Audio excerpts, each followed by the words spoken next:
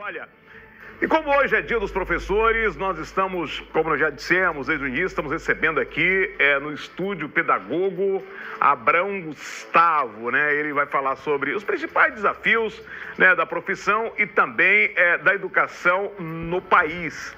Portanto, a gente aproveita, né, a figura dele aqui para mais uma vez estender as nossas felicitações a todos os professores, a você que tem essa missão de nos informar, né, de ensinar. Chega para cá, Abrão, dizer que é uma satisfação. Fala aí, para a gente estar tudo ok. Vamos testar o microfone, a gente vai testando aqui. Tudo tranquilo? Muito boa noite, Bitar. Agradeço demais por estar aqui nesse maravilhoso programa que tem acompanhado ao longo a sua jornada, esse programa que é maravilhoso e hoje está trazendo a comemoração para o Dia dos Professores, esse dia muito especial. Muito especial, né? Eu vou falar um negócio para você.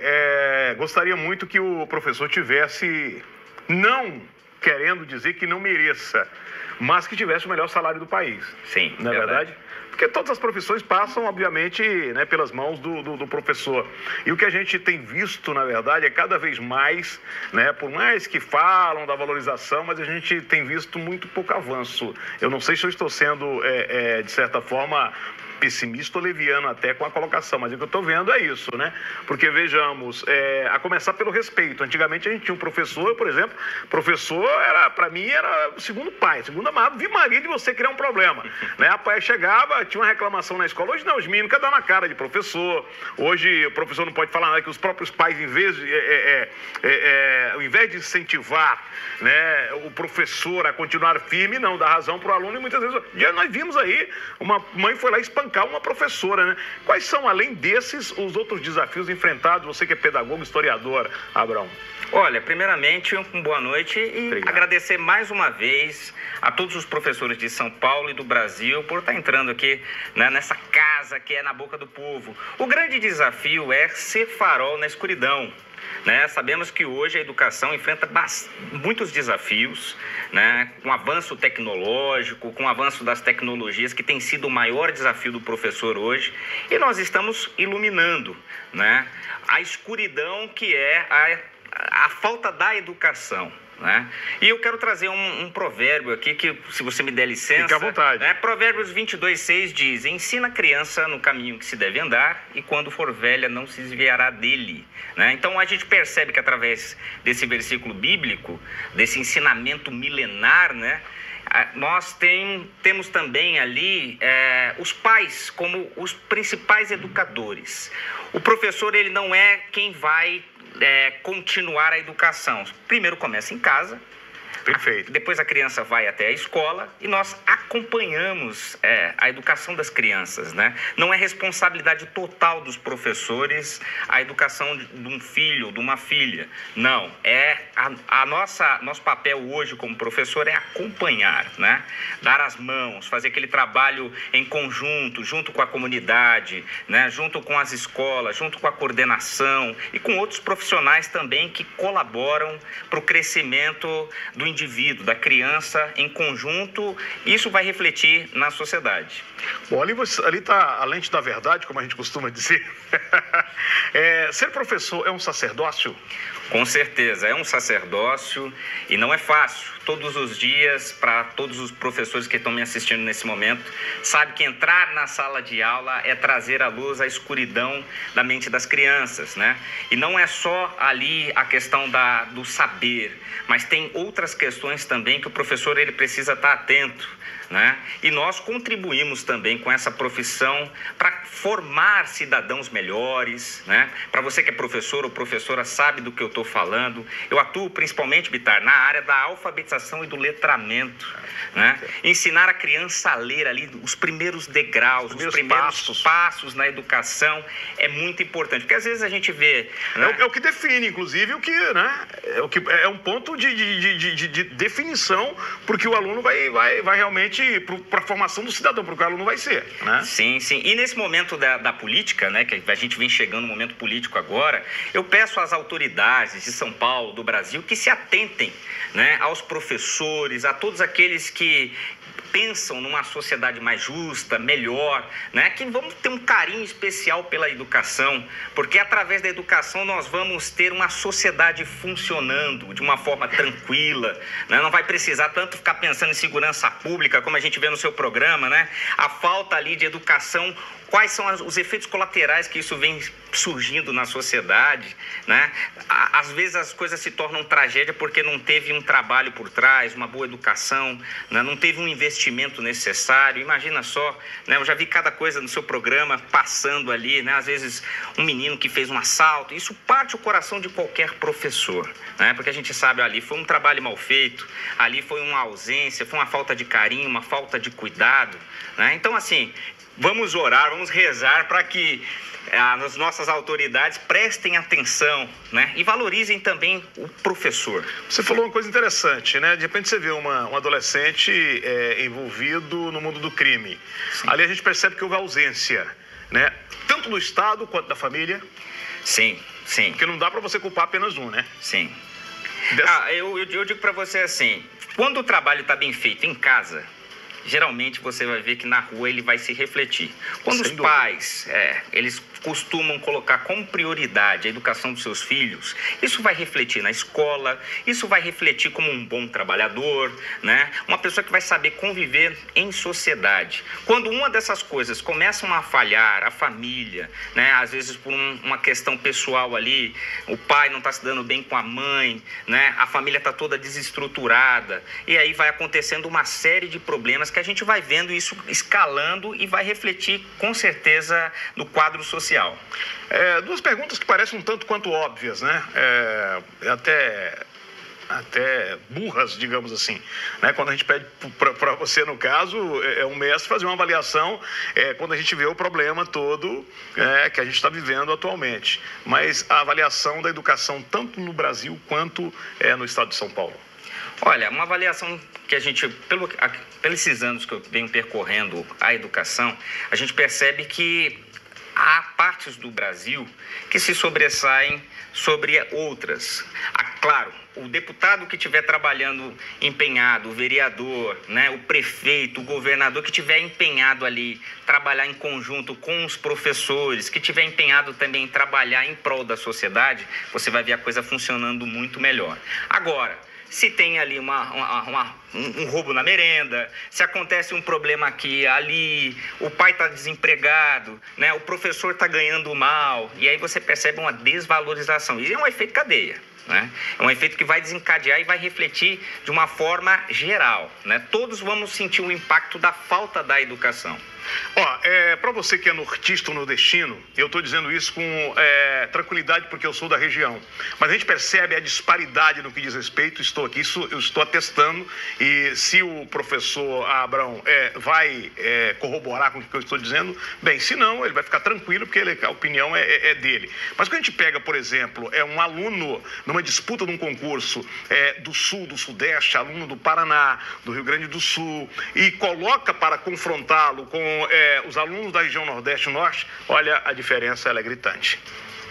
Olha, eu acredito muito que há pessoas trabalhando em prol disso em várias partes do Brasil. Inclusive, eu quero saudar, se você me der licença, a todos os professores, não só de São Paulo, mas do Brasil, que provavelmente estão assistindo, estão saindo agora das escolas, muitos estão naquele dia tirando ali sua licença, né? Mas assim, eu acredito que no Brasil tem muita gente pensando na educação, né? Só que assim, precisa se fazer mais, precisa de mais espaço, porque não é por falta de luta dos professores, né? É por falta, às vezes, de um certo cuidado da nossa área pública, né? É um certo cuidado, um carinho, um zelo, né? Quando eu era aluno, porque todo professor já foi um aluno, quando eu era um aluno, eu me enxergava assim, Deus, os meus pais e os meus professores, né? Então, assim, total respeito aos professores, né? Porque professores são os nossos mestres, são os nossos educadores, são aqueles que vão ensinar a gente a falar as primeiras palavras, fazer a junção. Se hoje eu estou aqui podendo falar, saudar os professores do Brasil, de São Paulo, é porque foi feito um trabalho comigo muito interessante com os meus professores, né? Então, assim, não tem solução imediata para o caso da má educação, infraestrutura, não. tem assim, vamos arregaçar as mangas e vamos trabalhar, né? E é isso. Agora, o que é interessante é porque é o seguinte, muita gente acha que a academia, que a escola, né, ela vai resolver o teu problema. Não, você precisa também ter esse acompanhamento, esse complemento a extensão da escola é a casa do próprio aluno. Sim. Sim. Não é verdade? Sim.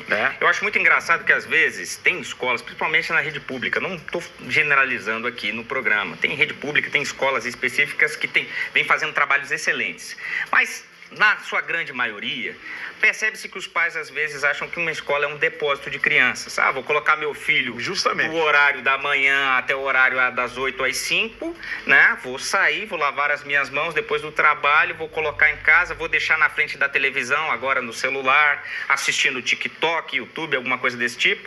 E pronto, no outro dia vou trabalhar, às vezes por estar cansado, não tem tempo, né? Só que isso vai ter um impacto significativo na educação da criança.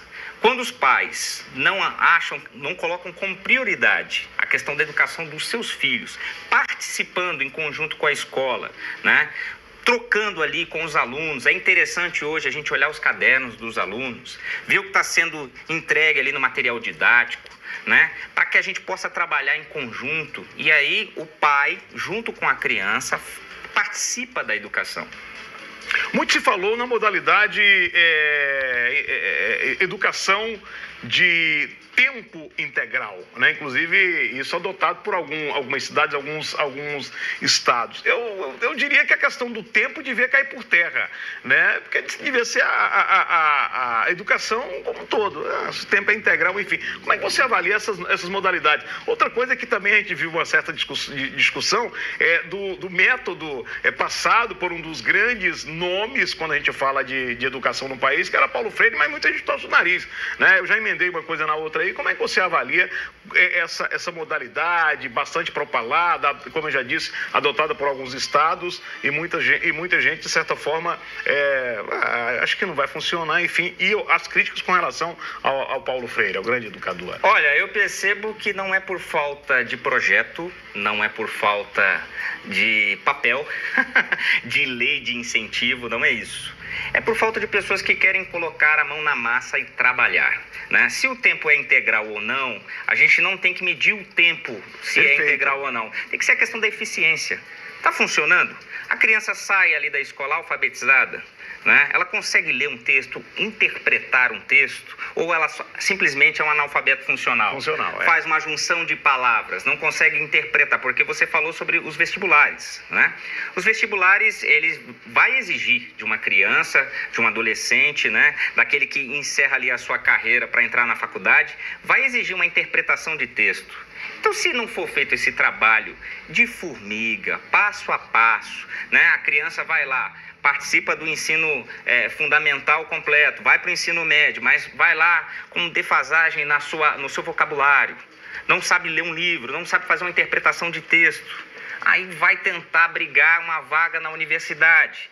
Às vezes tem um aluno que já fez isso bem feito, está participando de um cursinho, vai ter que pagar um cursinho, né? Então, assim, quanto menor a gente diminuir as lacunas, a gente não precisa ficar discutindo sobre tempo ou sobre, se Paulo Freire, se isso ou se aquilo é bom. A gente tem que pensar assim, o que funciona? Perfeito. Está funcionando? Agora os números são preocupantes, né? Porque, assim, recentemente a gente viu pesquisas aí mostrando que cerca de 78%, praticamente 80% de alunos que saem do ensino médio são analfabetos funcionais. Sim. Não sabem ler, não sabem interpretar um texto, né? Ainda está naquela máxima, que é um velho clichê ensinado lá pela tia, né? Que a aplicação da vírgula é apenas para fazer uma pausa numa leitura, né? Imagina como é que esse aluno vai para uma disputa, né? Como a gente falou, de um vestibular, de um concurso público. Fica difícil, né? Sim. São números preocupantes. Sim. Uma mensagem que eu deixaria para todos os pais que assistem esse programa, assistem você, Bitar, se preocupem com a educação dos seus filhos.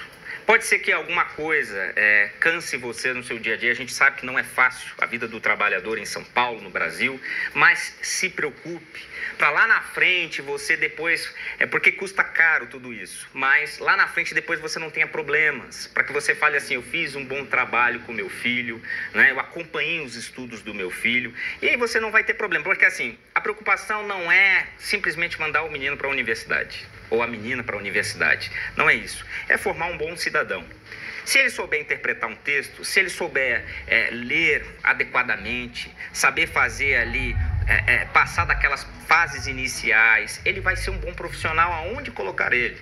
Seja ele um jornalista, seja ele um escritor, um professor. Perfeito. Aonde ele colocar ele vai funcionar, porque ele sabe ler, sabe interpretar, né, sabe decodificar a vida. Isso é excelente. Essa a mensagem, fica à vontade. Abrão, hoje você ministra em qual... Pode ficar à vontade para falar o nome da escola, do colégio, né? Que tipo de serviço você presta.